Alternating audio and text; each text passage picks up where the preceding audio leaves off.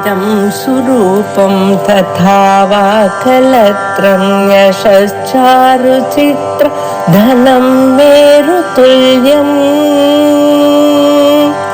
मनश्चेन लग्नं गुरोरङ्घ्रिपद्मे ततः किं ततः किं ततः किं ततः किम्.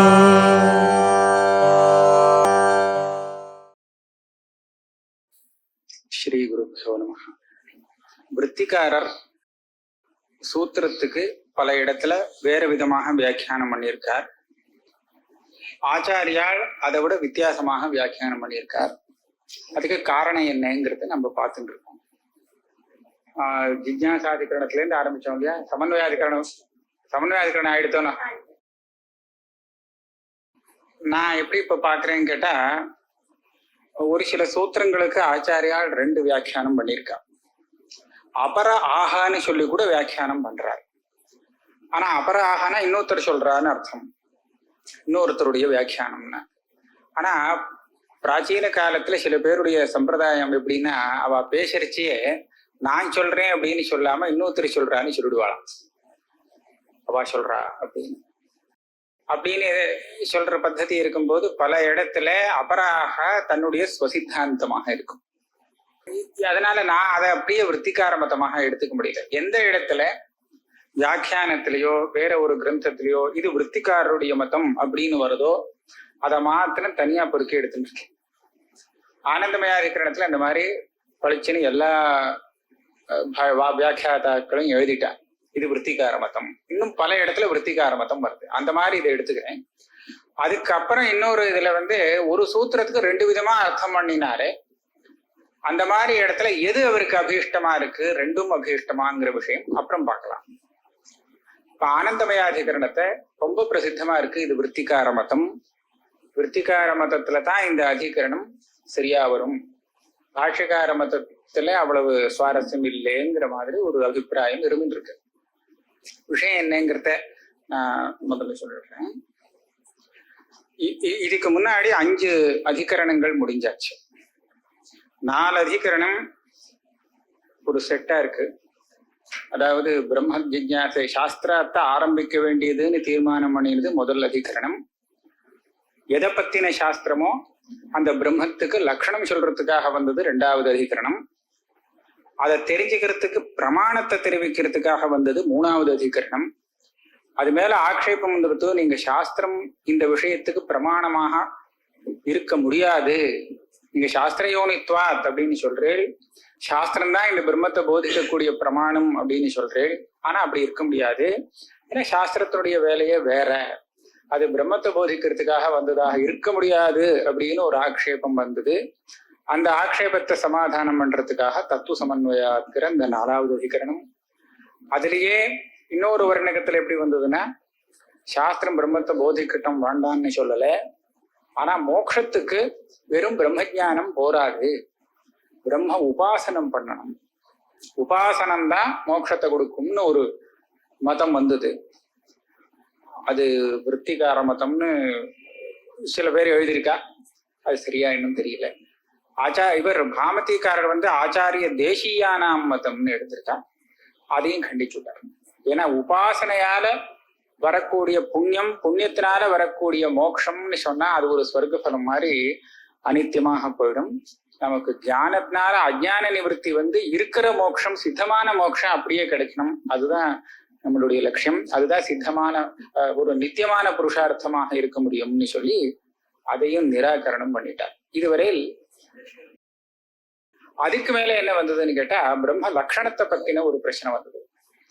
ஆமா, இவர் அது மண்டல விஷயம், பிரசங்கியானம் விஜ்ஞாய பிரஜாங்குருவீதங்கிற இடத்துல அந்த பிரசங்கியானத்தை விதிக்கிறதுன்னு அவர் சொல்றார். இதேதான் உபாசனை தான், அதை கண்டிக்கிறார், எல்லாருமே கண்டிக்கிறார். இந்த ஈக்ஷத்தி அதிகரணத்துல என்ன பண்ணினார்னா, இதையே இன்னும் கொஞ்சம் திருடப்படுத்தினார். வேதாந்தத்துல ஜெகத்காரணமாக சொல்லப்பட்டது, ஜெகத்காரணத்துவம் பிரம்மத்துக்கு லட்சணமா சொல்லியிருக்கோம் இல்லையோ, ஆனா இந்த ஜெகத்காரணத்துவம் பிரம்மத்தை விட்டுட்டு பல என்னுடைய பிரதானத்துக்கும் வரலாம், பிரதானத்துக்கு வரலாம். சாங்கியனை ரொம்ப முக்கியமா ரொம்ப பிரபலமா இருந்ததுனால அவனை எடுத்துட்டு பிரதானமா பேசுறதே தவிர பாஷ்யக்காரர் அந்த அதிகரணத்துல வெறும் சாங்கியனை மாத்திரம் வச்சுக்கல, அச்சேதனத்தை காரணமா சொல்லக்கூடிய எல்லா வாதியையும் எடுத்துன்னு விட்டார். மூல காரணம் என்னன்னு சொன்னா பரமாணுன்னு சொல்லுவான் இந்த நையாயிகன் தார்க்கிகன் இல்லையா, அந்த வியாதி எல்லாத்தையுமே எடுத்துனுட்டான். அதாவது ஸ்ருதிய வச்சுண்டு காரணத்தை தீர்மானம் பண்ணாமல் யுக்தியை வச்சுண்டு ஜெகத்காரணம் என்னன்னு தீர்மானம் பண்ணக்கூடிய மொத்தத்தெல்லாம் மொத்தமா எடுத்துட்டு அது தப்பு. ஸ்ருதியில அதுக்கு இடம் கிடையாது, அந்த மாதிரி ஒரு இது கிடையாதுன்னு வந்தது. ஸ்ருதியில சொல்லி இருக்கக்கூடிய ஜெகத்காரணத்தையே அந்த பிரதானமாக வச்சுட்டா என்னன்னு அவன் கேட்பான். அங்க என்ன சத்து இந்த மாதிரி சப்தங்கள் தானே போட்டிருக்கு, சதைவ சௌமிய நமகிராசி, சத்துன்னு ஏன் பிரதானத்தை சொல்லக்கூடாது? பிரம்மான்னு இருக்கா, பிரம்மான்னு ஏன் சொல்லலாமே, பிரதானத்துக்கே அந்த பிரம்ம சப்தத்தை ஏன் உபயோகப்படுத்திக்க கூடாது? இந்த மாதிரி கேட்பான். இவ ஜெகத்காரணம் பரம் பிரம்மானே சொல்லக்கூடிய அந்த வாக்கியத்தை எல்லாம் எடுத்து அவன் தன்னுடைய பிரதானத்துக்கு வரும்படியா வியாக்கியானம் பண்ணுவான். அந்த வியாக்கியானம் சரியான வியாக்கியானம் கிடையாது. உன்னுடைய பிரதானத்துக்கு ஜெகத்காரணத்துவம் வரவே முடியாது, அதுக்கு வேண்டிய யோக்கியத்தை கிடையாதுன்னு சொல்லி கண்டிச்சார். ஈக்ஷதேர்னு ஆசப்தம் அப்படின்னு. அசப்தம் வேதாந்தத்துல சொல்லப்படாததுன்னு அர்த்தம். ஏன் சொல்லப்படாதுன்னா வேதாந்தத்துல எதை ஜெகத்காரணமாக சொல்லியிருக்கோ அதை சேத்தனமாக சொல்லப்பட்டிருக்கு, அது ஐக்ஷதான்னு சொல்லியிருக்கு, அதனால வராது. ஒரு வேதாந்தம் இல்லை, எல்லா வேதாந்தத்திலையுமே ஒரே மாதிரியாக இந்த விஷயத்தை சொல்லப்பட்டிருக்கு. கதி சாமான்யா அப்படின்னு சொல்லி அதை பூர்ணமாக முடிச்சு கொடுத்துட்டார். இதுதான் சித்தாந்தம் அப்படின்னு. இதுக்கு மேல 6வது அதிகரணம் ஆனந்தமயாதிகரணம் வரைச்சு பாஷ்யக்காரரே ஒரு கேள்வியை கேட்டுட்டார். வேதாந்த சாஸ்திரத்துக்கு சமன்வயாத்தியாயம் இப்ப முடிஞ்சு போன மாதிரி இருக்கே, சமஸ்த வேதாந்தத்துக்கும் இந்த பிரம்மத்துலதான் சமன்வயம்னு சொல்லி முடிச்சாச்சே ஒரே சூத்திரத்துல, இதுக்கு மேல என்ன சமன்வயாத்தியாயம் சொல்ல வேண்டி இருக்கு? இதுக்கு மேல நேர அவிரோதாத்தியாயத்துக்கு போயிடலாமே, அங்க அதுக்குதான் விஷயம் இருக்கு, இன்னும் சமன்வயம் பண்றதுக்கு ஒண்ணும் இல்லை போல இருக்கேன்னு ஒரு சங்கையை கிளப்பி விட்டுண்டு பதில் என்ன சொல்றாருன்னா, சமன்வயத்தை பொதுவா பண்ணியாச்சு, இருந்தாலும் அதுக்குள்ள புகுந்து 2 விதமான பிரம்மம், சகுண பிரம்மம் நிர்குண பிரம்மம்னு 2 விதமா தெரிகிறது. ரெண்டுமே ஒரே பிரம்மம் தான். ஆனா அந்த பிரம்மத்தை சகுணமாக நிரூபிக்கிறதுல சில இடத்துல தாத்பரியம் இருக்கு சில வேதாந்த வாக்கியங்களுக்கு. சில வேதாந்த வாக்கியங்களுக்கு அதை தடஸ்தமா வச்சே சுத்த பிரம்மத்துல கொண்டு போய் முடிக்கிற மாதிரி தாத்பரியம் இருக்கு. உபாசனைகள்லாம் பல விஷயங்கள் பிரம்மத்தை பத்தின உபாசனைகள் சொல்ல வேண்டிய இதுவும் இருக்கு. இப்படி இருக்கும்போது அந்த வாக்கியங்கள்ல விசாரம் பண்ணி தீர்மானம் பண்ணணும், எங்க இந்த உபாதிகள் அதாவது குணங்கள்லாம் உபாசனைக்காக சொல்லப்பட்டது, எங்க வெறும் புரிஞ்சுக்கிறதுக்காக சொல்லப்பட்டதுன்னு விவேச்சனம் பண்ணியா. அப்படி பண்ணலன்னு சொன்னா நிர்குண பிரம்ம சித்தி வராதுன்னு நினைக்கிறேன். ஏன்னா நிர்குணமான பிரம்மத்தை சொல்லக்கூடிய இடத்துல கூட பிரம்மத்துக்கு பல குணங்களை சொல்லிட்டு தான் அப்புறம் நேத்தின்னு ஆரம்பிக்கிறது. எங்க பார்த்தாலும் பிரம்மத்துக்கு குணத்தை சொல்லிட்டு அது இப்படி பண்றது அப்படி பண்றது ஜெகத் காரணமா இருக்கு அப்படி எல்லாம் நிறைய சொல்லிவிட்டு அதுக்கப்புறம் சொல்றது நிர்குண பிரம்மத்தை உபதேசம் பண்றது. அப்ப அந்த இடத்துல எங்க இந்த சகுண பிரம்மத்தை உபாசனைக்காக சொல்லப்படல அதுவே அப்படிதான் இருக்குன்னு சொல்லிட்டோம்னா அப்ப என்ன ஆகும், நிர்குண பிரம்மான்னு சொன்னதுக்கும் இதுக்கும் விரோதம் வந்துவிடும். விரோதம் வரும்போது நிர்குண பிரம்மம்னு சொன்னதுக்கு அர்த்தத்தை மாத்தி வச்சுக்கணும்னு இப்பெல்லாம் சொல்றாளோ இல்லையோ மதாந்தரக்காரால், நிர்குணம்னா வேற அர்த்தம் அப்படின்னு சொல்றாங்க. குணமே இல்லைன்னு அர்த்தம் கிடையாது, துஷ்டமான குணங்கள்லாம் இல்லைன்னு அர்த்தம், அந்த மாதிரி வச்சுக்கணும். ஹேய குணம் இல்லை அப்படின்னு சொல்றா, அந்த மாதிரி ஏதாவது வச்சுக்க வேண்டியது. அதனால இது ரொம்ப அவசியமான விசாரம். இங்க உபாசனைக்காக சொல்லப்பட்டதுன்னு சொன்னா அப்ப நமக்கு கவலை இல்லை, அது நிஜமா இருக்கணுங்கிற அவசியம் இல்லை. புரிய வைக்கிறதுக்காக சொல்லப்பட்டதுன்னு சொன்னாலும் அப்போ இந்த ஸ்தூலாருந்ததி நியாயம்தான்.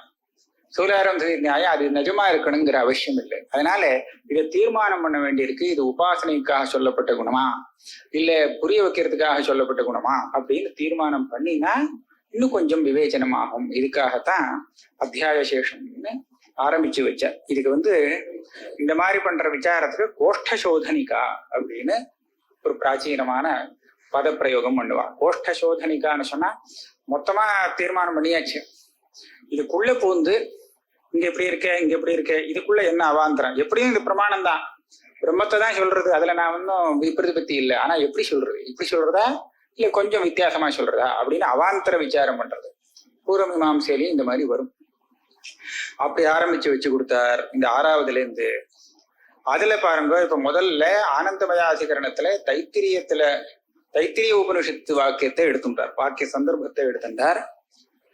அதுல நமக்கு இந்த ஸ்தூலத்தை அன்னமயத்திலேருந்து ஆரம்பிச்சு அன்னமயம், பிராணமயம், மனோமயம், விஞ்ஞானமயம், இது பரியந்தம் நமக்கு ஒன்றும் சந்தேகங்கள் இல்லை, எல்லாம் சரியா இருக்கு. அதுக்கு ஆந்தரமாக ஆனந்தமயத்தை சொல்றது. இங்க சந்தேகம் வந்துடுது. இங்க சந்தேகம் வரத்துக்கு வழி இருக்கு. சந்தேகம் வருது. என்ன சந்தேகம் வருது? பளிச்சுன்னு ஒரு சந்தேகம் எப்படின்னா, ஆரம்பிச்சது சத்தியம் ஞானம் அனந்தம் பிரம்மான்னு இதுல ஆரம்பிச்சார். இந்த பிரம்மத்தை சொல்லி கொடுக்குறேன்னு தான் மேல் கொண்டு வந்தது. இந்த பிரம்மம் எப்படி இருக்கு, ஜெகத் காரணமாக இருக்குன்னு சொல்லிட்டு வரைச்சு ஆகாசம் வந்தது. அப்புறம் எல்லாம் வரிசையா எல்லா பூதங்கள்லாம் வந்தது. பிருத்திவியிலேருந்து ஓஷதிகள் உண்டாச்சு. அதுல இருந்து இந்த சரீரம் நிஷ்பத்தி ஆச்சு. முதல்ல அன்னமய சரீரம், அன்னமய ஆத்மான்னு கிடைச்சிருச்சு. அதுக்கப்புறம் உள்ள பிராணன் வரிசையா போயிட்டு வரைச்சு கடைசியில என்ன 5ல கடைசி ஆனந்தமயமாக இருக்கு. இதுக்கப்புறம் வேற இன்னும் ஒண்ணு சொல்லலை. அந்யோந்தர ஆத்மா ஆனந்தமயகாக்கு மேல இன்னொரு அந்யோந்தர ஆத்மா அப்படின்னு ஒண்ணு சொல்லலை. அப்படின்னா இது கடைசி பரியாயமாக இருக்கிறதுனால எங்கேயாவது ஒரு இடத்துல சத்தியம் ஞானம் அனந்தம் பிரம்மான்னு ஆரம்பிச்சத முடிச்சாகணும். அப்ப இதுதான் அந்த பிரம்மமாக இருக்குமோ அப்படின்னு ஒரு சந்தேகம். இன்னொரு பட்சம் என்ன வருதுன்னு கேட்டா, அப்படின்னா ஆனந்தமயகான்னு போடுவானே. ஆனந்தகான்னா சொல்லியிருக்கணும். சாதாரண பிரம்மத்தை சொல்லும் போது ஆனந்தகான்னு சொல்றாளே தவிர ஆனந்தகான் தான் சொல்லியிருக்கு. ஆனந்தோ பிரம்மே திவ்யா, ஆனந்தமயகான்னு ஒண்ணு சொல்றது இல்லை. ஆனந்தமயகான்னு சொன்னா அந்த மயட்டு பிரத்யத்தால கொஞ்சம் குறை இருக்கிற மாதிரி தெரியுது, இந்த விகாரம் தெரியுது அப்படின்னு இன்னொரு பட்சத்துக்கு சந்தேகம் வருது.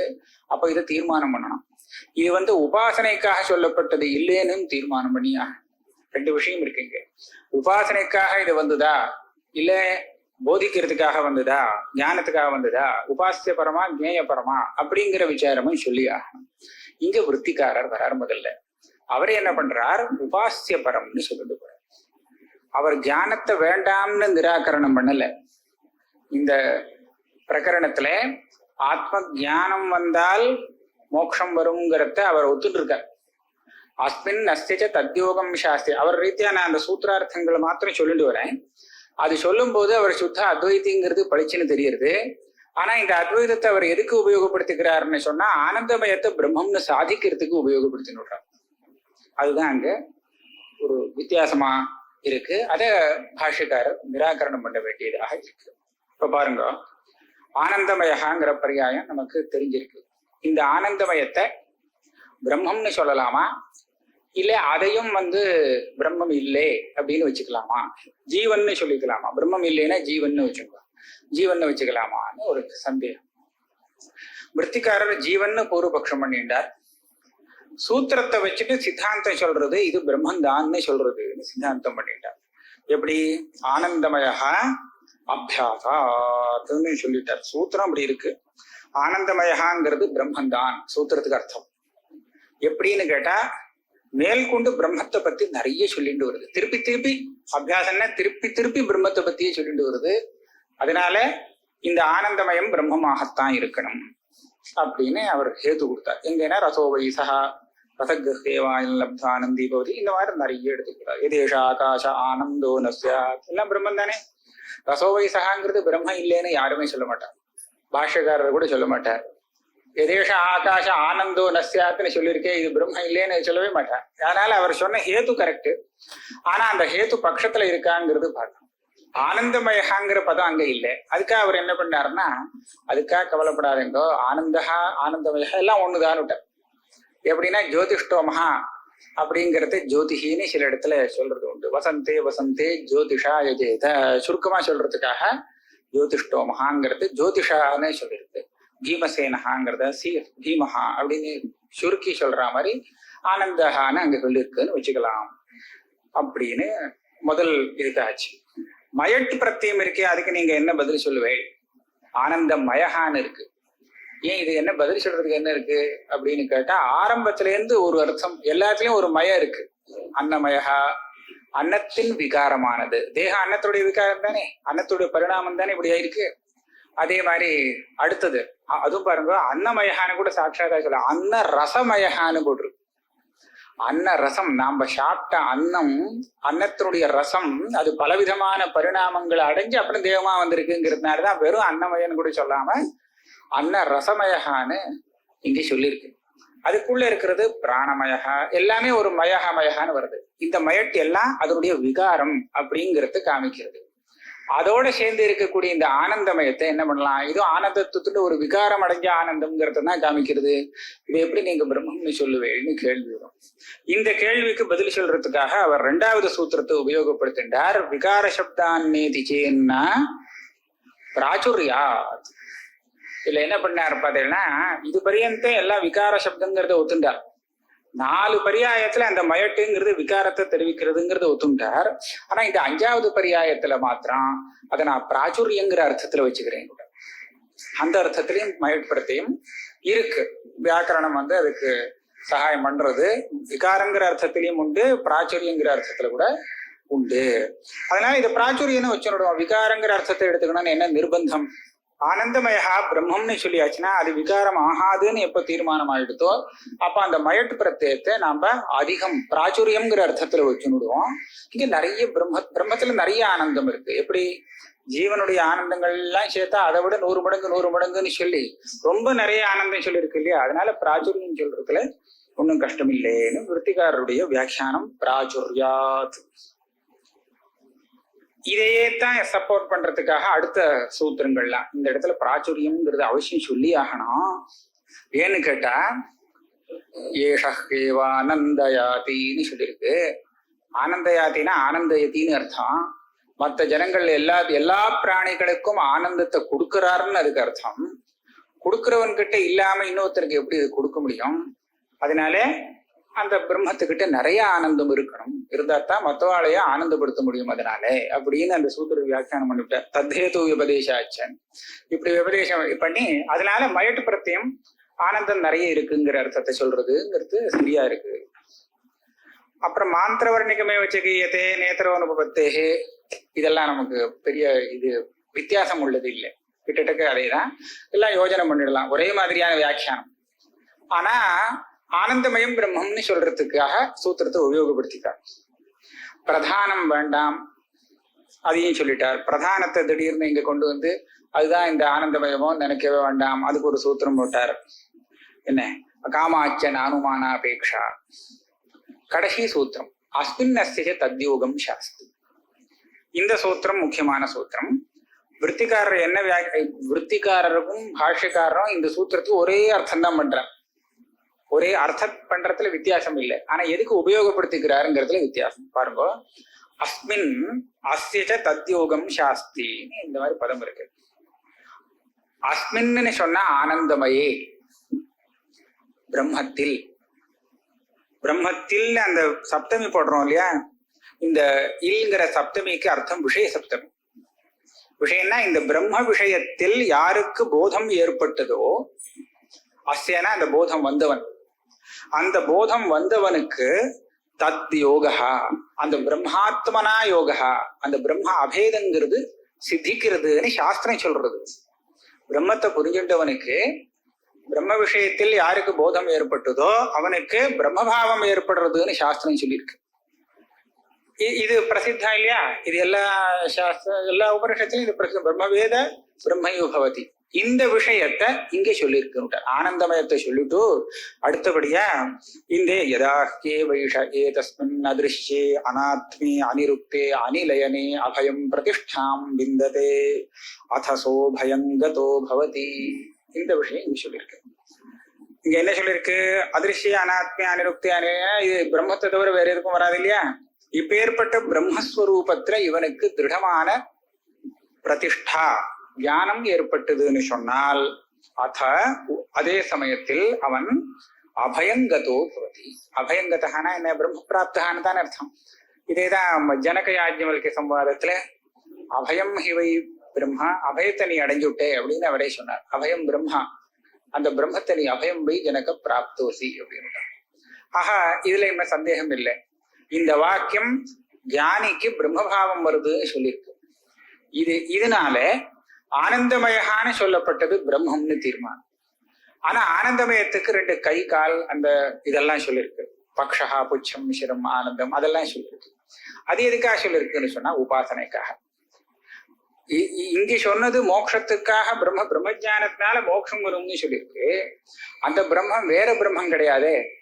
உபாசனைக்காக எந்த பிரம்மத்தை நாம பரபிரம்மத்தை வச்சுட்டு இருக்கோமோ அந்த பிரம்மத்தை ஸ்வரூபத்தா தெரிஞ்சுட்டானே ஆனால், பேதம் இல்லாமல் தெரிஞ்சுட்டானே ஆனால், நிர்குணமாக தெரிஞ்சுட்டான்னா மோட்சம் வரும்னு சொல்லியிருக்கு. அப்ப இது பிரம்மமா இருந்தா தானே மேற்கொண்டு இதை நிர்குணமா தெரிஞ்சுக்க முடியும். அதனால ஆனந்தமயத்தை வச்சுக்கும் போது இந்த ஆனந்தமயங்கிறது பிரம்மம்னு சொல்றதுக்கு மேற்கொண்டு இதை நிர்குணமாக தெரிஞ்சுக்கிறவனுக்கு மோட்சம் வரும்னு சொன்னது ஒரு ஹேதுவாக ஆகுது. எல்லா இடத்துலயும் சொல்லலாம். உபாசனைக்காக நிறைய குணத்தோட பிரம்மத்தை சொல்லியாச்சுன்னு வச்சுக்கோம். இந்த பிரம்மத்தை இந்த மாதிரி பேதம் இல்லாமல் தெரிஞ்சுட்டானே ஆனால் அவன் முக்தி அடைவான்னு இருந்ததுன்னு வச்சுக்கோ. அடுத்த வாக்கியம் நாம தீர்மானமா இது பிரம்மந்தான் வேற இல்லைன்னு கண்டுபிடிச்சிடலாம். ஏன்னா இது இது அதுதான் இது வேற அது வேற இல்லை. சகுணமாக தெரிஞ்சுக்கிறது உபாசனைக்காக.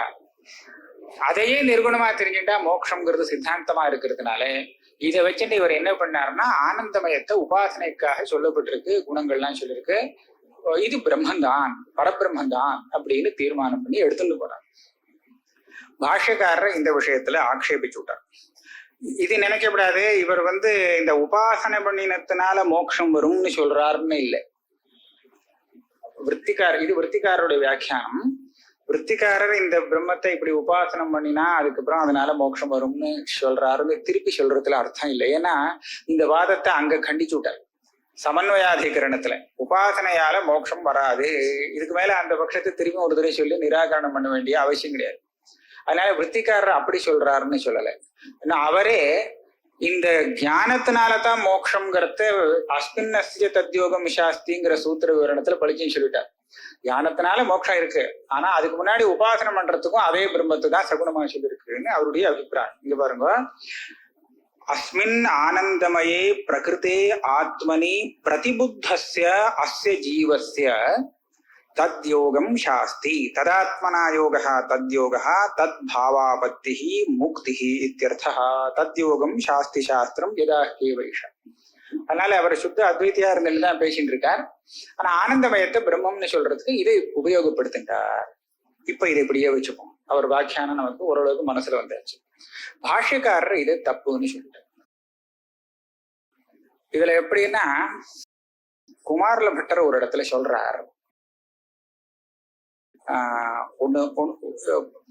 அவருக்கும் முன்னாடியே இருக்கு இந்த வச்சனம், சூத்ரேஷ்வேவஹி தத் சர்வம் யத் விருத்தௌ யச்ச வார்த்திகே.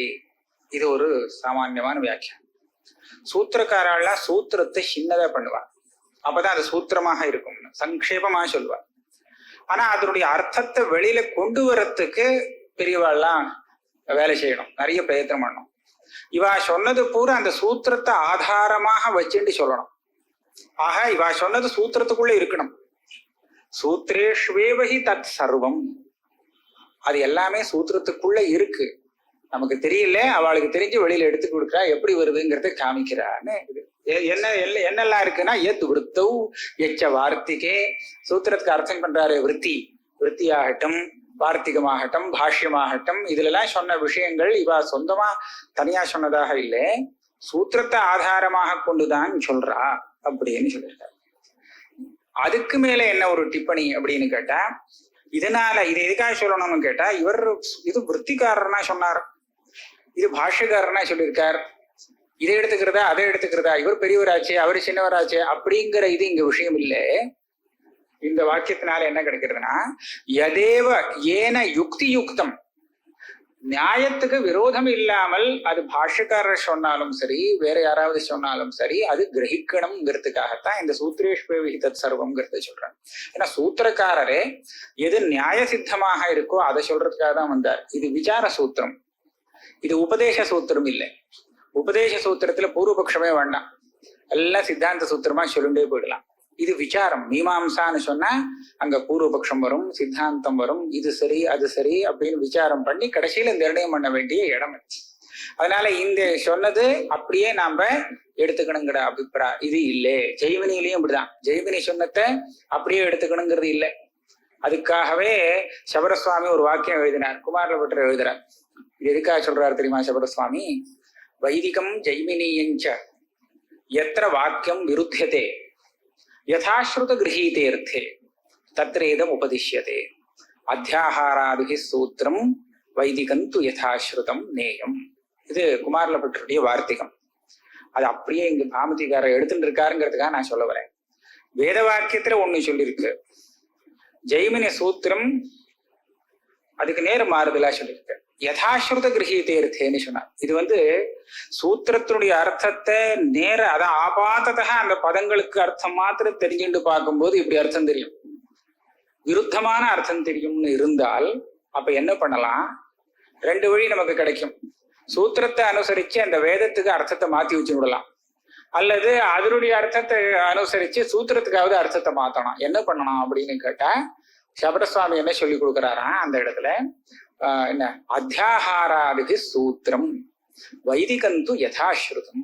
வேதத்துல சொன்ன அர்த்தத்தை அப்படியே எடுத்துடணும், சூத்திரத்துல சொன்ன அர்த்தத்தை அது நம்ம என்ன சேர்க்கணுமோ அதுக்கு விரோதம் வராதபடிக்கு அதை சேர்த்து வியாக்கியானம் பண்ணணும்னு சொல்லிட்டு பாமதிக்காரர் அதைத்தான் இங்க எடுத்துட்டார். இங்க என்னாச்சு, பாஷ்யக்காரர் எதை பார்க்கிறாருன்னா அந்த உபனிஷத்தினுடைய ஆணுபூர்வி எந்த ஒரு தாத்பரிய லிங்கங்களை கொண்டு சூத்திரக்காரர் உபனிஷத்தினுடைய தாத்பரியத்தை நிர்ணயம் பண்ண சொல்லி கொடுக்கிறாரோ அந்த தாத்பரிய லிங்கங்களை கொண்டு உபனிஷத்தை பார்க்கும்போது, இந்த ஆனந்தமய வாக்கியத்தை பார்க்கும்போது இவருக்கு வேறதான் அர்த்தம் கிடைக்கிறது, அதனுடைய அர்த்தம் வேற தினசா கிடைக்கிறது. அப்ப சூத்திரம் என்ன பண்றது? யதாஸ்ருத கிரகீதே வந்துடுத்து பார்த்தீங்களா, எங்க விரோதம் வந்து எடுத்து பார்த்தீங்களா? அப்ப என்ன பண்ணலாம்? அதுக்கு தகுந்தா போல சூத்திரத்துக்கு அர்த்தம் பண்ணுங்கோ. இத பாமதிக்காரர் என்ன சொன்னாருன்னா, சூத்திரம் தூ குணேத்வன்யாய கல்பனா இது நியாயேன அந்நிதா வியாக்கியானி போட்டார். இதுலதான் பெரிய தகராறு. அது எப்படி நீங்க குணேத்வன்யாய கல்பனான்னு சூத்திரத்தை பார்த்து அப்படி சொல்லலாம்? அது தாத்பரியம் நிர்ணயம் பண்றதுக்கா வந்துரு. ஆனா அவளுடைய தாத்பரியம் இது, இவளுக்கு மீமாம்சைதான் மூலமா இருக்கு. மீமாம்சையில காமிச்ச வழியை வச்சுட்டு அவ பேசிட்டு இருக்கா, அதை புரிஞ்சுக்கணும். இந்த மாதிரி பண்ணணுங்கிறத அங்க சபரசுவாமி காமிச்சு கொடுத்திருக்காரு சூத்திரத்து. ஏன்னா சூத்திரக்காரருடைய இது என்னன்னா, அவருக்கு அந்த நியாயம் எப்படிங்கிறத காமிச்சு கொடுக்கறதுல அந்த தாத்பரியம். தன் சொன்ன சப்தத்துல அப்படியே இருக்கணும்னு அவசியம் இல்லை, அது அப்படியே எடுத்துக்கணும் இல்லை. எப்படி நிர்ணயம் பண்றோம்னா வழி காமிக்கிறது தான் அவளுடைய வேலை. இதை வச்சுட்டு நாம விசாரம் பண்ண தெரிஞ்சுக்கணும்னு அவருடைய அபிப்பிராயம். சரி, இப்படி இருக்கா. இதுல இப்ப என்ன தப்பு வந்தது? நம்ம நிறைய பார்க்க வேண்டாம், கொஞ்சம் சில அம்சங்களை பார்க்கலாம். 4 மயட்டு இதுக்கு முன்னாடி இருக்கு, அன்னமயா எல்லாத்துலயும் மயட்டு. அது எல்லாம் விகாரார்த்தம்னு ஒத்துணுட்டே, சரியா? 5வதும் ஒரு மயட்டு தான். இதை விகாரத்தை விட்டுட்டு பிராச்சுரியம்னு அர்த்தம் மாத்திக்கிறீங்களே, இதுக்கு சரியான பிரமாணம் ஏதாவது இருக்கா அப்படின்னு கேட்கிறார் பாஷ்யக்காரர். ஒரு பிரமாணமும் இல்லை, பிரமாணமே இல்லை. இவரா ஆனந்தமயத்தை பிரம்மம்னு வச்சுட்டு, பிரம்மம்னா அது விகாரம் ஆகாதோ இல்லையோ அப்படின்னா அந்த மயட்டுக்கு என்ன பண்ணலாம்னா பிராச்சுரியன்னு அர்த்தம் வச்சுக்கிறாங்க. விகார சப்தான்னேதிஜே இந்த பிராச்சுரியா. அதுக்கு முன்னாடி நான் கேட்கிறேன், அதுவே இந்த தீர்மானம் ஆகலையே, இது பிரம்மம் தானா வேறையானே? ஜீவன்னு சொல்லிட்டேன்னா மயட்டு ஒட்டும். ஜீவனுக்கு ஸ்வரூபத்தகா நித்தியத்துவம் இருந்தாலும் ஆரோபித்தமான விகாரங்கள் இருக்கு. அவனுக்கு ஜென்ம மரணம் போக்குவரத்து எல்லாமே இருந்துட்டு இருக்கு இல்லையா? அதனால இங்க ஜீவன் வச்சுட்டேன்னா 5 பரியாயத்திலையும் மயட்டு ஒரே மாதிரியான மயட்டு வந்ததாக இருக்கும். திடீர்னு இங்க மாத்திரம் மாத்திக்கிறதுக்கு மாத்திக்கலாம். ஆனா இது தீர்மானம் பண்ணியாச்சுன்னா, இது பிரம்மந்தானே தீர்மானம் ஆயிடுத்துன்னா அப்ப மாத்தின்னு விடலாம். அது தீர்மானம் பண்றதுக்கு முன்னாடி திடீர்னு இது எப்படி மாத்திக்கிறது? இதுக்கப்புறம் தானே இது தீர்மானம் ஆகணும். இது முதல் கேள்வி. அவர் என்ன சொல்வார்னா, இது கடைசி பரியாயமா இருக்கே, பிரம்மத்தை சொல்லலைன்னா ஒண்ணும் இல்லை, சொல்ல ஆரம்பிச்சுட்டு சொல்லாம பாதியிலே விட்டா மாதிரி ஆயிடுமே. சத்தியம் ஞானம் ஆனந்தம் பிரம்மங்கிறத வியாக்கியானம் பண்ண ஆரம்பிச்சுட்டு ஆனந்தமயம் வரையில் 5 கோஷம் இல்லை 4 கோஷத்தை சொல்லிவிட்டு ஆனந்தமயத்தையும் பிரம்மம்னு சொல்லாம விட்டுட்டா அப்புறம் ஆரம்பிச்சது சொல்லாம விட்டு போச்சுன்னு ஆயிடுமே. அப்படி ஆகக்கூடாது இல்லையா உபநிஷத்துல? அதனால இதை சொல்லிதான் ஆகணும் அப்படின்னு பாஷ்யக்காரர் என்ன சொல்றார், அதுக்காக இதைத்தான் பிரம்மமா வச்சுக்கணும்னு என்ன அவசியம்? இதுக்கு மேல அடுத்த வாக்கியம் இருக்கு. இதுக்கு மேலே சொல்லிட்டு வரும்போது ஸ்லோகம் சொல்றச்ச ஒவ்வொரு பரியாயத்திலையும் இதுல ஒரு ஸ்லோகம் உண்டு அப்படின்னு சொல்லி ஆரம்பிக்கிறது. அதுல சொல்லும் போது பிரம்ம பதமே அந்த இடத்துல சொல்லிருக்கு, பிரம்மமே இருக்கு. என்ன இந்த இந்த இதுலயே கூட இருக்கு பிரம்மத்தை, அங்க மாத்திரம் பிரம்ம பதம் இருக்குன்னு இல்லை, இந்த பரியாயத்திலேயே பிரம்மபுச்சம் பிரதிஷ்டா, இங்கேயே பிரம்மபுச்சம் இருக்கு. இப்ப என்ன உங்களுக்கு ஒரு கஷ்டம் வரும், பிரம்மபுச்சம் பிரதிஷ்டால பிரம்மாங்கிறது பிரம்மன் தானே, சரி இந்த இடத்துல தஸ்யங்கிறது சேர்றது, தஸ்ய புச்சம், தஸ்யனா ஆனந்தமயஸ்ய, ஆனந்தமயஸ்ய புச்சம் பிரம்மா அப்படின்னு சொன்ன மாதிரி இப்படித்தானே அர்த்தம் சொல்லணும். அப்ப ஆனந்தமயமே பிரம்மம்னு சொன்னா பிரம்மத்தினுடைய புச்சம் பிரம்மான்னு சொன்னா என்ன அர்த்தம் ஆகும்? அது இந்த அர்த்தம் சரியாது. ததேவ பிரம்ம புச்சி ததேவ புச்சம் இது அசமஞ்சசம் சியா. இந்த வாக்கியத்துக்கு நீங்க சொல்ற அர்த்தம் சரியா வராது. பிரம்மாங்கிற சப்தம் இங்க பிரம்மபுச்சம் பிரதிஷ்டால இருக்கிறதுனால ஆரம்பிச்ச பிரம்மத்தை இவ சொல்லாமல் விட்டுட்டாங்கிறது இல்லை, சரியா? சொல்லாம விடல, அது சொல்றதுக்காக தான் வந்தது, இதுக்கு முன்னாடி இல்ல. இதுக்கு இங்கதான் பிரம்மபுச்சம் பிரதிஷ்டான்னு சொல்லிட்டு அதுக்கு மேல ஸ்லோகத்திலையும் அதே அசன்னேவ சபவதி அசத் பிரம்மேதி வேதி சேத் அஸ்தி பிரம்மேதி சேத் வேத சந்தமேனம் தத்தோ விதுகு அப்படின்னு சொல்லி அந்த பிரம்மத்தை சொல்றாரு. எந்த பிரம்மத்தை அங்க ஆரம்பிச்சாரோ அந்த பிரம்மத்தை இங்க சொல்றது நியாயமா இருக்கு. அங்க ஆரம்பிக்கும் போது எப்படி சொன்னார், தஸ்மாத் முதல்ல சத்தியம் ஞானம் அனந்தம் பிரம்மான்னு சொல்லிவிட்டாரா, அந்த பிரம்மம் ஜீவனுக்கு பிரத்யேக பின்னம்னு சொல்லணுமோ இல்லையோ, அதை காமிக்கிறதுக்காக தஸ்மாத்வா ஏதஸ்மாத் ஆத்மனஹா ஆகாஷ சம்பூதா, தஸ்மாத்னு சொன்னா பரமேஸ்வரியம் உள்ள, ஏதஸ்மாத் ஆத்மனஹானா ஜீவ பிரம்ம ஐக்கியத்தை காமிறது, ஜீவஸ்வரூபமாகவும் இருந்துட்டு இருக்கு, ஜீவனை காட்டிலும் வேற இல்லை. இப்பேற்பட்ட அந்த பிரம்மத்துல இருந்துதான் எல்லாம் உண்டாயிருக்குன்னு சொல்லிட்டு வர. அப்ப இதை நிரூபணம் பண்ணோம் இல்லையா, இப்படிதான் ஆரம்பிச்சிருக்கு. பிரத்யேக பின்னமாகத்தான் அந்த பிரம்மத்தை ஆரம்பிச்சு கொடுத்திருக்காரு. பிரம்மவித ஆப்னோதி பரம்லயே பிரத்யேக பேதம் வந்து கொடுத்து அங்கே வந்தாச்சு. அத அங்க ஆரம்பிச்சதை இங்கதான் சொல்ற. அசன்னேவ சபவதி அசத் பிரம்மேதி வேத சேத்துன்னு சொல்றச்சே, பிரம்மா அசத்துன்னு இவன் தெரிஞ்சுட்டான்னா இவன் எதுக்கு அசத்தாகிறான்? அதுதானே அசத்து, இது வேற அது வேறன்னு சொன்னா, அது சத்துன்னு சொன்னா இவன் சத்து, அது அசத்துன்னு சொன்னா இவனே அசத்துன்னு எப்படி சரியா வரும்? ஜீவ பிரம்ம பேதம் இருக்கிற பட்சத்துல இல்லையா? அதனால இவனே தான் அந்த பிரம்மம்னு இருக்கும் பட்சத்துல தான் இவன் அது இல்லைன்னு சொல்லிட்டா தன்னையே இல்லைன்னு சொன்ன மாதிரி ஆயிடும். அது இருக்குன்னு சொன்னா தான் இருக்குன்னு சொன்னதாகும். இந்த இது அப்பதான் ஒட்டும். அதனால அசன்னேவ சபவதி அசத் பிரம்மேதி வேத சேதுங்கிறதும் அந்த பிரம்மவிதாப்னோதி பரம்னு ஆரம்பிச்சதும் ஒரே இதுவா இருக்கு. ஆனந்தமயத்தை விட்டுடுங்க, ஆனந்தமயம் இல்லை. அதுக்கப்புறம் பிரம்மபுச்சம் பிரதிஷ்டா வந்தது, அந்த பிரம்மபுச்சம் பிரதிஷ்டாவுக்குத்தான் இவ்வளவு விஷயம் சொல்லியிருக்கு. அதனால உபக்கிரம உபசம்ஹாரம் ஐக்கரூபியம் பாக்குறச்ச பிரம்மபுச்சம் பிரதிஷ்டால பிரம்ம சப்தம் நிறைய இருக்கிறதுனால இதுதான் பிரம்மம்னு சொல்லணுமே தவிர நீங்க ஆனந்தமயத்தை பிரம்மன் சொல்ல வேண்டிய அவசியம் இல்லை. அதை நம்ம கொஞ்சம் உபாதி சேர்ந்து இருக்கிறதுனால விகாரம் உள்ள பிரம்மம்னே சொல்லலாம். எல்லாமே பிரம்மன் தான். அன்னமயத்திலேருந்து ஆரம்பிச்சு எல்லா இடத்துலயும் சைத்தன்யம் இருந்துட்டு இருக்கோம் இல்லையோ, இருந்தாலும் விகாரம் உள்ளதாக இருக்குன்னு சொல்றது நியாயம்னு பாஷ்யக்காரால் நினைக்கிறார். ஒண்ணு. இன்னும் ஒண்ணு, இவர் பிராச்சுரியம்னு அர்த்தம் சொல்றாரு. பிராச்சுரியங்கிற அர்த்தம் பிரம்மத்துல சொல்லப்படாது, ஆனந்த பிராச்சுரியம்னு சொல்லப்படாது. இந்த சப்தம் கொஞ்சம் தப்பா இருக்கு. இது என்ன காமிக்கிறதுனா, இது அதிகமா இருக்குன்னு சொல்லும் போது இதுக்கு விரோதியான ஆனந்தத்துக்கு விரோதியான அம்சம் கொஞ்சமா இருக்குங்கிறது காமி. கொஞ்சம் அதிகம் அப்படின்னு சொல்லக்கூடாது. அதிகம் அப்படின்னா இதை விட அதிகமா இருக்கு அப்படின்னு சொல்றச்ச அது இன்னும் கொஞ்சமா இருக்குங்கிறதையும் காமிச்சு கொடுத்துடுறது. அது தப்பு. பிரம்மத்துல துக்கம் இருக்குங்கிறது சொல்லக்கூடாது இல்லையா? அதனால துக்கம் கொஞ்சமா இருக்கு, ஆனந்தம் அதிகமா இருக்கு, அதனால ஆனந்தமயா அப்படின்னு சொல்ற மாதிரி அந்த அர்த்தம் கிடைக்கிறது. அதுவும் சரியில்லை. பிரம்மத்துல அந்த மாதிரி பிரச்சுரம்னு சொல்றதுக்கு காரணமே இல்லை, வேற எங்கேயும் சொல்லலை. அதனால இந்த அர்த்தத்தை எடுத்துக்கூடாது அப்படின்னு இவர் சொல்றார். இன்னும் ஒண்ணு இங்க பாருங்க, மாந்திரவர்ணிக மேவச்ச கீயத்தேன்னு அவர் ஒரு இதை காமிச்சார். மந்திரம் இதுக்கு வியாக்கியானம் பண்ண. மந்திரம்னா சத்தியம் ஞானம் அனந்தம் பிரம்மம். அங்க சொன்ன பிரம்மத்தை தான் ஆனந்தமயத்துல சொல்லியிருக்கு. ஆனா எங்க சொல்லியிருக்கு? பதமே மாறி கிடக்க. அங்க பிரம்மம்னு சொல்லியிருக்கு, இங்க ஆனந்தமயான்னு சொல்லியிருக்கு. இது எப்படி மாந்திரவர்ணிகமே வச்சு கீயது? ஒட்டவே இல்லை. விற்த்திக்காரர் சொன்னது வெறும் இது பிரம்மம்னு வச்சுண்டு பேசின பேச்சு. அந்த சப்தம் தான் இது. சப்தத்துக்கே ஐக்கியம் இல்லை. அப்படி இருக்கும்போது அதுதான் இதுன்னு எப்படி சொல்றது? ஆனா பாஷ்யக்காரர் சொன்னாரே பிரம்ம புச்சம் பிரதிஷ்டா, இங்க அதே பிரம்ம சப்தம் இருக்கு. இது பாஷக்காரக்காங்க பிரம்ம சப்த சம்யோகா அப்படின்னு சொல்றாங்க. அதே பிரம்ம சப்தம் இங்க இருக்கு. அதனால மந்திரவர்ணத்துல சொன்ன பிரம்ம இங்கதான், அங்க இல்லை, ஆனந்தமயத்துல இல்லை. இன்னொன்னு, சூத்திரம் உனக்கு சரியா இருக்குன்னு நினைக்கிறேன், சூத்திரம் கூட சரியா இல்லை. சூத்திரம் ஒட்ட மாட்டேங்கிறது. அபியாசாத்துன்னு சொன்னேன்.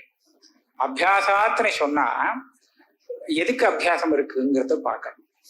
இங்க ஆனந்தமயத்துக்கு அபியாசம் இல்லவே இல்லை. எல்லாம் பிரம்மத்தை சொல்லக்கூடிய சப்தங்களுக்கு தான் அபியாசம் இருக்கு. அதை வச்சுட்டு நீங்க எதை வேணாலும் பிரம்மன்னு சொல்ல முடியுமா? ஆனந்தமயத்தை, அந்த ஆனந்தமயம் பிரம்மம்னு தீர்மானம் ஆனதுக்கு அப்புறம் அந்த அதை சொல்லக்கூடிய சப்தங்கள் நிறைய வந்ததுன்னா அப்ப நீங்க அபியாசம் காமிக்க முடியும். பிரம்மத்துக்கு அபியாசம் நிறைய இருக்கு. ஆனந்தமயம் எது பரியந்தம் தீர்மானம் ஆகலையோ அது பரியந்தம் பிரம்மத்தை அபியாசம் பண்ணி இருக்கிறதுனால பிரம்மன் தான் இங்க விசேஷமா நிரூபணம் பண்ண வேண்டிய விஷயம் அப்படின்னு சித்திக்குமே தவிர ஆனந்தமயம் பிரம்மங்கிறது இதை வச்சுட்டே சொல்ல முடியாது. இன்னும் ஒண்ணு, அபியாசம்ங்கிறது தாத்பரிய லிங்கம். எப்பேற்பட்ட தாத்பரிய லிங்கம்னு சொன்னா, இந்த பிரதானமா இங்க சொல்ல வேண்டியது என்னன்னு நிரூபணம் பண்றதுக்காக வந்தது அது. சரியா? எல்லா பதத்துக்கும் பிரம்மம்னு அர்த்தம் சொல்றதுக்காக வரல. இந்த பரியாயத்துல பிரதானமாக நிரூபணம் பண்ண வேண்டிய விஷயம் என்ன அப்படின்னு கண்டுபிடிக்கிறதுக்கு அபியாசத்தை லிங்கமாக வச்சுக்கணும். பாஷ்யக்காரர் அதை சூத்திரக்காரர் அதை கொடுத்துருக்காரு. அப்படி இருக்கும்போது பிரதானமாக நிரூபணம் பண்ண வேண்டியது ஆனந்தமயம் இல்லை, பிரம்மபுச்சம் பிரதிஷ்டாங்கிற பிரம்மந்தான் அப்படிங்கிறத இந்த சூத்திரம் நமக்கு எடுத்து காமிக்கிறது. அப்படி இல்லைன்னா அவர் என்ன சொல்லியிருக்கணும்? ஆனந்தமயோ லிங்காத்துன்னு சொல்லணும். ஆகாஷஸ்தல்லிங்காத்னு சொல்றாரு இல்லையா? பிரம்மம்னு சொல்றதுக்கு பிரம்மம்னு சொல்லணும்னா அவர் தல்லிங்காத் தத்தர்மோக்தே இப்படி எல்லாம் சொல்லுவார். ஆனா இந்த இடத்துல அப்படி சொல்லல. அபியாசாத்துன்னு உபக்கிரமோபசம்ஹாரோ அபியாசா அதை எடுத்துட்டார். அதை எடுத்துட்டதுனால என்ன தெரியுதுன்னா, அவர் ஆனந்தமயம்ங்கிறது பிரம்மம்னு சொல்றதுல சூத்திரக்காரருக்கு இஷ்டம் இல்லை. ஆனா இந்த ஆனந்தமயம் வரக்கூடிய அந்த கிரந்தம் இருக்கே, அந்த கிரந்தத்துல பிரதானமாக சொல்ல வந்தது பிரம்மம்னு சொல்றதுக்காகத்தான் அபியாசாத்கிறத எடுத்துக்கிறார். இப்படி எல்லாம் நிறைய பாஷ்யத்துக்கு வியாக்கியானம் பண்ணியிருக்கார். ஆக விற்த்திக்காரர் சூத்திரத்துக்கு அர்த்தம் சொன்னது தப்பு, ஏன் ஸ்ருதிக்கு விருத்தமாக இருக்கிறதுனாலே. அப்ப சூத்திரத்துக்கு அர்த்தத்தை எப்படி பண்றதுன்னு சொன்னா, நான் சொல்ற மாதிரி பண்ணுங்கோ. இந்த இடத்துல எப்படி அதிகரணம் பண்ணணும்? பிரம்மபுச்சம் பிரதிஷ்டாங்கிறதையே வச்சுவிட வேண்டியது, பிரதானமாக விஷய வாக்கியமா வச்சுவிட வேண்டியது. இந்த இடத்துல பிரம்மத்தை சொல்லியிருக்கு, சந்தேகம் இல்லை. ஆனா அந்த பிரம்மத்தை ஆனந்தமயத்துக்கு ஒரு அவயவமாக சொல்லியிருக்குன்னு வச்சுக்கணுமா, இல்ல பிரதானமாக சொல்லியிருக்குன்னு வச்சுக்கணுமா அப்படின்னு விசாரம் பண்ணிட்டு போக வேண்டியது இந்த அதிகரணத்துல.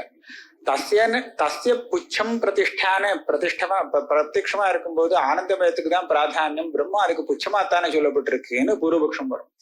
கிடையாது, பிரம்மத்துக்கு தான் அபியாசம் இருக்கு, புச்சம்னு சொல்லுதெல்லாம் சும்மா ஒரு அந்த ஆனந்தமயத்துக்கும் ஒண்ணு இருக்கட்டுமே சொல்லியிருக்கே தவிர எல்லா பரியாயத்திலையும் ஆனந்தமய ஒரு புச்சம் சொல்லும் போது ஆனந்தமய பரியாயத்துல கை காலெல்லாம் சொல்லிட்டு புச்சத்தை சொல்லாம விடக்கூடாதுங்கிறதுக்காக அது சொல்லியிருக்கே தவிர அதுல தாத்பரியம் இல்லை அப்படின்னு காமிக்கிறதுக்காக ஆனந்தமயோபியாசாங்கிற இந்த சூத்திரத்தை உபயோகப்படுத்திட்டார். இதுல பாருங்க, இந்த இடத்துல இந்த பிரம்மபுச்சம் பிரதிஷ்டா இருக்கு, இந்த பிரம்மா ஆனந்தமயத்துக்கு அவயவமாக சொல்லணும்னு இந்த ஸ்ருதி நினைக்கல, அதுல தாத்பரியம் இல்லை அப்படிங்கிறத காமிக்கிறதுக்கு மற்ற எல்லா சூத்திரங்களையும் உபயோகப்படுத்திட்டு வரைச்ச அஸ்மின்னஸ்ய தத்யோகம் சாஸ்திங்கிறத அவர் உபயோகப்படுத்திட்டு இருக்கார். அதுக்கு அர்த்தம் அதே அர்த்தம் தான், அவர் பண்ணின மாதிரிதான் அர்த்தம். இந்த பிரம்மத்தை தெரிஞ்சின்றவனுக்கு முக்தி வரும் அப்படின்னு சொல்லியிருக்கு இல்லையா? பிரம்மத்தை தெரிஞ்சின்றவனுக்கு முக்தி வரும்னா அவன் எப்படி தெரிஞ்சின்றா முக்தி வரும்? அகம் பிரம்மாஸ்மின்னு தெரிஞ்சின்றாதானே முக்தி வரும். ஆனந்தமயத்துக்கு புச்சம் பிரம்மான்னு தெரிஞ்சிட்டா முக்தி வரும்னு எந்த வேதாந்தமும் சொல்லலை இல்லையா? அதனால இந்த பிரம்மபுச்சம் பிரதிஷ்டாங்கிற இடத்துல பிரம்மன் சொல்லியிருக்கு, இது ஆனந்தமயத்துக்கு புச்சமாக சொல்லப்படலை இல்லையா? புச்சமாக சொல்லப்பட்டு இருந்தால் அப்படி தெரிஞ்சுட்டா முக்தி வரும்னு சொல்லணும். அப்ப இந்த சூத்திரத்துக்கு பண்ணின வியாக்கியானம் தப்பாக ஆகும். ஆக இந்த ரெண்டு சூத்திரத்துல விற்த்திக்காரரும் இந்த சூத்திரத்துல விற்த்திக்காரரும் பாஷ்யக்காரரும் ஒரே விதமா அர்த்தத்தை வச்சுட்டாலும் அதை உபயோகப்படுத்துகின்ற விதம் வித்தியாசமாக இருக்கு. இதே அர்த்தம்தான். ஆனா பிரம்மம் ஆனந்தமயம் பிரம்மமா வச்சுக்கணும், உபாசனைக்காக சொல்லியிருக்கு. உபாசனைக்காக சொல்லப்பட்ட ஆனந்தமயம் பிரம்மம்னு சொல்றதுக்கு அந்த சூத்திரத்தை உபயோகப்படுத்துகிறார் விற்த்திக்காரர். இவர் என்ன பண்றாருன்னா, அது இல்லை, பிரம்மபுச்சம் பிரதிஷ்டாங்கிற இடத்துல ஆனந்தமயத்துக்கு புச்சமாக பிரம்மம் சொல்லப்படலை, அப்படி சொல்றதுல தாத்பரியம் இல்லை, ஏன்னா அதை தெரிஞ்சின்றவனுக்கு முக்தி சொல்லியிருக்கு அப்படின்னு பாஷிகாருடைய யோஜனை. இப்படியாக இந்த அதிகரணத்துல விருத்திகார மதத்தை ஆச்சாரியால் நிராகரணம் பண்ணு. இது இதோட வச்சுக்கோ. இன்னொரு இடத்துக்கு போவோம். இது பிரசித்தமா இல்ல, விருத்திகாரர் சங்கதி வச்சுட்டு இருக்காரு அந்த விஷயத்துல. புரிஞ்சுது. அதாவது விருத்திகாரர் இதே உபாசனம் பண்ணணும் அப்படின்னு தெரிஞ்சுக்கணும், உபாசனையும் பண்ணணும் அப்படின்னு சொல்லிட்டார். ஆனா பாஷ்யக்காரர் எப்படி ஆரம்பிச்சிருக்காருன்னு பாருங்க. சங்கதி ரெண்டு பட்சத்தையும் வரும். இவர் ஆரம்பிச்சு கொடுத்தார், இதுக்காக மேல்கொண்டு கிரந்தம் வருது அப்படின்னு சொன்னார் இல்லையா, அதை ஒத்துண்டு விருத்திக்காரரும் போறார், பாஷ்யக்காரரும் போறார். என்ன வித்தியாசங்கிறத காமிக்கிறேன் பாருங்க. நல்லா இதை மனசுல வாங்கிக்கோ. மேல்கொண்டு வர விசாரங்கள் எல்லாத்துலயும் எப்படி வரணும்னு சொன்னா, இந்த இடத்துல இந்த பிரம்மத்தை இப்படி சொன்னது உபாசனைக்காகவா, இல்ல அந்த குணத்துல விவக்ஷை இல்ல அந்த சுத்தத்தை தெரிவிக்கிறதுக்காகவா, இதுதான் எல்லா அதிகரணத்திலும் விசாரம். விருத்திகாரர் என்ன சொன்னார், உபாசனைக்காகவும் தெரிஞ்சுக்கிறதுக்காகவும் அப்படின்னு விட்டார். எப்படின்னா, இந்த ஆனந்தமயம் வரையில் நீங்க எல்லா இடத்துலயும் உபாசனை பண்ணணும்னு விட்டார் அவர். அன்னமயத்துல எல்லா இடத்துலயும் ஒரு பக்ஷியா போட்டு உபாசனை பண்ணோம். பண்ணினா கடைசியில ஆனந்தமயம் பிரம்மா அதையும் இப்படி உபாசனை பண்ணணும், அதுக்கும் எல்லாம் இருக்கு அப்படின்னு உபாசனை பண்ணணும் அப்படின்னு. உபாசனை பண்ணினா மோட்சம் வருமா? அது வரும்னு நான் சொல்லலை, அதுக்காக வரும்னு சொல்ல. ஆனா உபாசனை பண்றதுக்காக சொல்லப்பட்டிருக்குன்னாருங்க. அதுக்கப்புறம் இந்த பிரம்மத்தை நிர்குணமாக தெரிஞ்சுண்டால் மோட்சம் வருங்கிறது இந்த கடைசியில யதாக்கிய வைஷய தஸ்மின் அதிர்ஷி அங்க சொல்லப்பட்டிருக்கு. ஆக ரெண்டுக்காகவும் சொல்றதுக்காக விருத்திகாரர் வந்தார். பாஷ்யக்காரனை சொன்னார் உபாசனையில தாத்பரியம் கிடையாது. இங்க இந்த பிரம்மம் இருக்கு, இது தேகத்திலேருந்து ஆரம்பிச்சு அத்தியாசத்தை அனுபவிச்சுட்டு இருக்கு, தாதாத்மியத்தை அடைஞ்சிட்டு இருக்கு. அதை ஒவ்வொரு கோஷமா ஸ்தூலாருங்கதி நியாயன விலக்கி கடைசியில அந்த ஆனந்தமய கோஷங்கிற அஜானத்திலேருந்து பிரிச்சு புரிஞ்சுக்கிறதுக்காகத்தான் இது. அப்ப இங்க சொன்ன குணங்கள்லாம் எதுக்காக? தெரிஞ்சுக்கிறதுக்காக, கேய பிரம்மத்தை கண்டுபிடிக்கிறதுக்கு உபயோகப்படுற ஒரு இது என்ன சொல்றது, சாக்கா சந்திரன் நியாயம். சாக்கையை தெரிஞ்சுட்டா சந்திரனை தெரியும், சந்திரனுக்கும் சாக்கைக்கும் சம்பந்தம் இருக்கணுங்க அவசியம் இல்லை. ஆனா இது தெரிஞ்சுக்கிறதுக்கு உபயோகப்படுறது, கிட்ட கொண்டு போய் விட்டுடுறது, அதுக்காக அதை உபயோகப்படுத்துறது இல்லையா. அந்த நியாயத்துல இந்த பஞ்ச கோஷத்தினுடைய விவேகத்துக்காகத்தான் இந்த பஞ்சகோஷம் இங்க சொல்லப்பட்டதே தவிர உபாசனைக்காக சொல்லலை. இது பாஷ்யக்காரருடைய அபிப்பிராயம். அப்ப என்னாச்சு, இந்த வாக்கியம் உபாசனைக்காக குணத்தை சொல்லல, இது தெரியப்படுத்துறதுக்காக சொன்னது அப்படின்னு நிர்ணயம் பண்ணினார் இந்த அதிகரணத்துல. அந்த விசாரத்துக்கு சங்கதி இருக்கு. நீங்க கேட்டதுக்கு பதில் வந்ததா?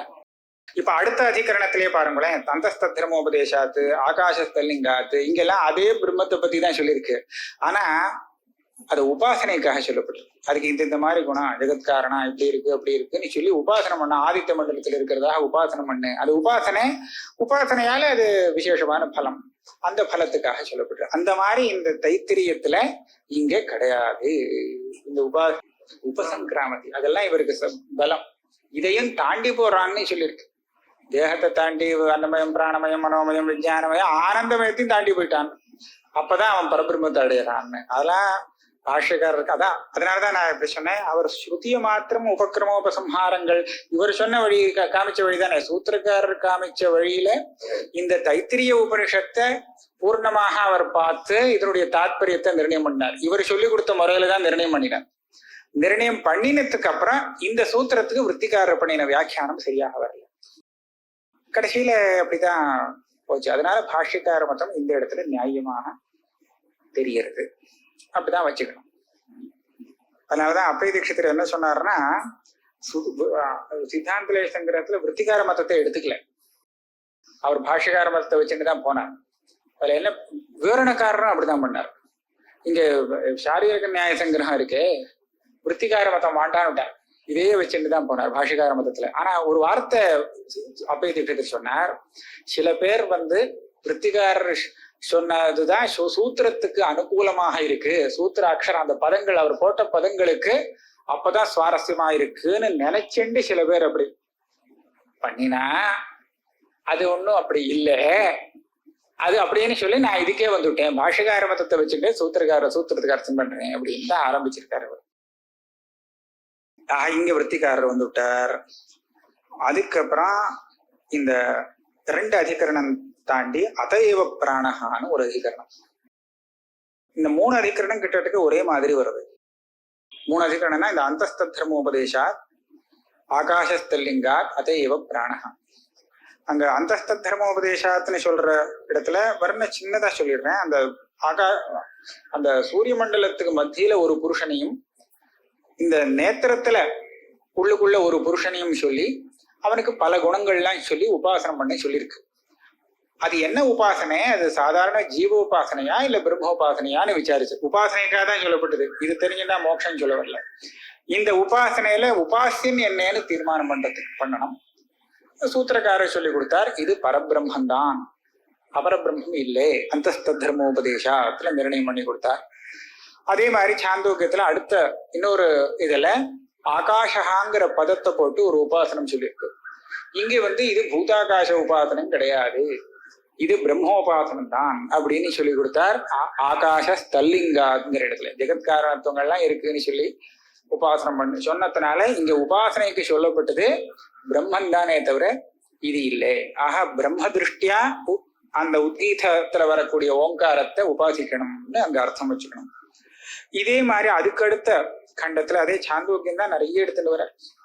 அதுல இது வேற இன்னொரு உபாசனம் அதையேவ பிராணஹான. இங்க என்ன பண்ணிருக்குன்னா பிராண சப்தத்தை போட்டிருக்கு. ஆகாசப்தத்துக்கு பதில் பிராணஹாங்கிறது. அதே மாதிரி இங்கேயும் பிராணங்கிற சப்தம் பிரம்மத்தை தான் சொல்றது. ஏன்னா பிரம்மத்துக்கு உண்டான லட்சணம் இங்க சொல்லப்பட்டிருக்கு. இதுல இருந்துதான் எல்லாத்துக்கும் உற்பத்தி ஆறுது, இதுலயே தான் ஒடுங்குறது அப்படிங்கறத சொன்னதுனால பிராணங்கிற சப்தத்தை வச்சுட்டு நாம ஏமாந்து போக வேண்டாம். இது இதுதான். இதெல்லாம் பாருங்க, இதெல்லாம் இந்த சூத்திரங்கள்லாம் உபனிஷத்தினுடைய அர்த்தத்தை சொல்றதுக்காகவே வந்திருக்கு. ஏன்னா அங்க பிரம்மங்கிற சப்தம் இல்லை, பிராணஹான சப்தம் இருக்கு, ஆகாசம்னு சொல்லியிருக்கு. இதெல்லாம் சப்தத்தை கேட்டு நம்ம ஏமாந்து போயிடுவோம். ஆகாசம்னா இதுதானே பேரு அப்படின்னா இல்லையா, பௌத்தாகாசம். பிராணம் சொன்னா நமக்கு தெரிஞ்ச பிராணம்னு இதுக்கு தானே பேருன்னு வந்துடும். அப்படி எடுத்துக்கப்படாது. இந்த சப்தங்கள் எல்லாம் இந்த மாதிரி காரணத்தினால இங்க பரபிரம்மத்தை சொல்றது. பரபிரம்மத்தை எல்லா சப்தமும் சொல்லும், அந்த மாதிரி சொல்றதுன்னு தீர்மானம் பண்ண வந்தது. இந்த அதையவ பிராணஹாங்கிற இடத்துல பாஷ்யக்காரர் என்ன பண்ணாருன்னா, முதல்ல சொன்ன அந்த சாந்தோக்கிய வாக்கியத்துக்கு அடுத்த சாந்தோக்கிய வாக்கியம் பிராணசப்தம் உள்ள சாந்தோக்கிய வாக்கியத்தை விஷய வாக்கியமாக காமிச்சு விட்டார். ஆனா விற்த்திக்காரர் என்ன பண்ணினார்னா, அவர் இதை விட்டு விட்டார். சாந்தோக்கியத்திலேருந்து விட்டு வேற இடத்துக்கு போவார் விஷய வாக்கியத்துக்கு. அவர் என்ன சொன்னார், பிராணஸ்ய பிராணமுத சக்ஷுஷ சக்ஷு அப்படின்னு பிருகதாரண்யத்துல வருது. 2 பிராண சப்தம். பிராணஸ்ய பிராணம் ஒன்னா, சாந்தோக்கியத்திலே வேற இடத்துல பிராணபந்தனம் ஹி சௌமிய மனஹா அப்படின்னு வருது. மனசு பிராணனால கட்டப்பட்டதாக இருக்கு அப்படின்னு அங்க வருது. இங்க வரக்கூடிய இந்த பிராண சப்தத்தை எடுத்துட்டேன். சரியா? இந்த பிராண சப்தத்தை எடுத்துட்டு இது என்னது, இந்த பிராணனா இல்ல பிரம்மமா அப்படின்னு விசாரிச்சார். பிராணன்னா பிராணந்தான் அப்படின்னு பூர்வபக்ஷம் பண்ணி இல்லே பிரம்மம்னு சொல்றதுக்காக இந்த அதிகரணம் வந்துதான் அதையேவ பிராணஹா. எப்படி எதை வச்சு இந்த பிரம்மம்னு சொல்றது அப்படின்னு கேட்டா, அந்த லிங்கங்கள் இருக்கு அப்படின்னு, பிரம்மலிங்கங்கள் இருக்குன்னு சொல்லி வியாக்கியானம் பண்றார். பாஷ்யக்காரர் இந்த 2 வாக்கியத்தை எடுத்துக்க கூடாதுங்கிற இந்த அதிகரணத்துக்கு விஷயமாக இந்த பிராணஸ்ய பிராணம்ங்கிறதோ பிராணபந்தனம் ஹி சௌமிய மனஹாங்கிற இந்த பிராணமோ விஷயம் ஆகாது. ஏன் ஆகாது? விசாரம் பண்ணணும்னு சொன்னா முதல்ல சந்தேகம் வரணும். சந்தேகம் வந்தா தான் மேற்கொண்டு விசாரம் பண்ண முடியும். இங்க பிராணஸ்ய பிராணம்னு சொல்ற இடத்துல எந்த பிராண சப்தத்துக்கு நீங்க பிரம்மம்னு அர்த்தம் சொல்றீங்க? நிச்சயமா பிராணஸ்யங்கிறத பிரம்மம்னு சொல்லக்கூடாது. பிராணனுக்கு பிராணன் அப்படின்னு சொல்லும் போது அந்த 2வது பிராணன் தானே பிரம்மம்னு சொல்லணும் இல்லையா? நீங்க என்ன பாருங்க, முதல்ல சொன்னது அப்ப என்னவா இருக்கும்? நமக்கு தெரிஞ்ச பிராணனா இருக்கும், அப்படித்தானே?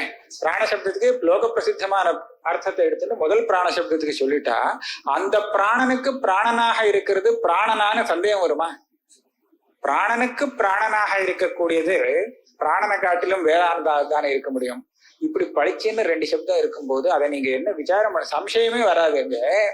சந்தேகம் வராத வாக்கியத்தை எடுத்துட்டு நீங்க விசாரம் பண்ணி சூத்திரத்தை அனாவசியமா அதுக்கு வேஸ்ட் பண்ணக்கூடாது. சூத்திரம் அதுக்காக வந்ததுன்னு சொல்றது சரியா இல்லை. அதான் பிது பிதான்னு பிரயோகம் பண்றார். பிதா உடைய பிதா, ராமஸ்ய பிது பிதா அப்படின்னு சொன்னா அந்த பிதா தசரதரா இல்ல வேறையா அப்படின்னு சந்தேகம் வருமா? ராமருடைய அப்பாவுக்கு அப்பான்னு சொன்னதுக்கு அப்புறம் அப்பான்னு சொல்லிருக்கே அப்படின்னா ராமருடைய அப்பாவா இருக்குமோ அப்படிங்கிற சந்தேகம் வருமா என்ன?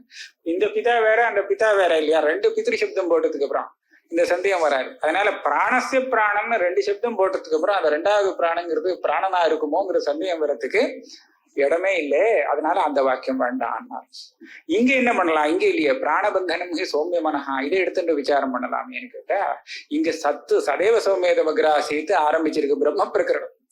பிரம்ம பிரகரணத்தை சொல்லிட்டு வரைச்ச திடீர்னு பிராண சொல்லி எங்க இதை எடுத்துக்க முடியும் இல்லையா? அந்த பிரகரணத்தினால அங்க சந்தேகம் வர முடியாது. பாருங்க,